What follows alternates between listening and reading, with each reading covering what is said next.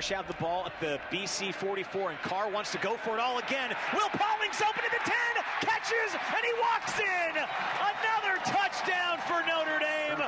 Carr hits Pauling. That was Tony Simeone, play-by-play caller for the Notre Dame Radio Network. A little shake and bake and a 44-yard touchdown pass from C.J. Carr to Will Pauling last week as the Irish squeak by Boston College 25-10. While Notre Dame left Chestnut Hill the victors, it's no denying the Irish really weren't playing up to their level of ball. A slow start in the first half, leading the game 12-10 at halftime. The Irish did eventually get going in the second half. They are down a few key playmakers heading into tonight's game against Navy. Let's look at the on-the-mend injury report for Notre Dame. On the watch list, we'll have to wait and see about junior cornerback Christian Gray. He is listed as questionable heading into tonight's game.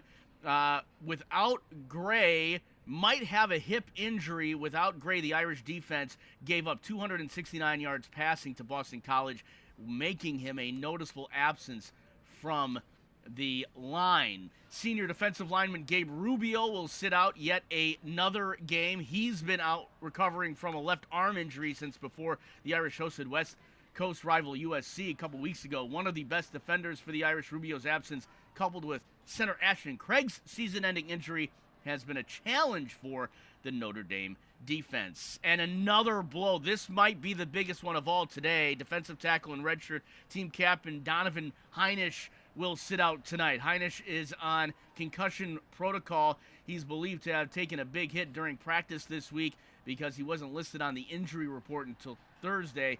Heinisch has 10 tackles and half a sack on the season so far. The Irish are expected to shift Gerby Lambert or Styles Prescott to the defensive tackle spot in the meantime. And, of course, we are not sure about Jaden Greathouse. Cooper Flanagan, as you see on your screen, remains questionable.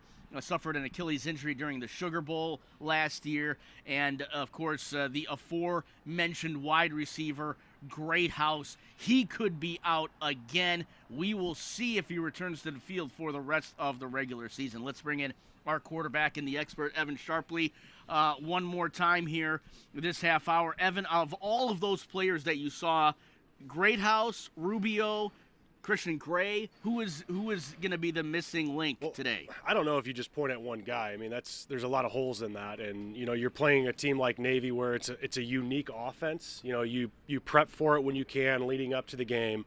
But really everything starts at the defensive line. So you've got to look there. Notre Dame's got to control the line of scrimmage. They're going to have to stop the run if they want to have success today. So I don't point at just one guy. I think it's a collection of, who's hurt, but it's still that mentality of whoever's in, you can't have a drop-off.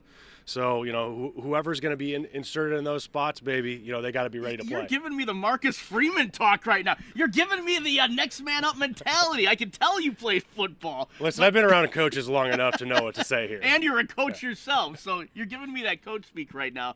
But if you had one player, Rubio on the defensive line. All right, we're going to be right back talking more football here with Evan Sharpley and more here from ABC57 Kickoff in our Salute to Service. We'll be right back.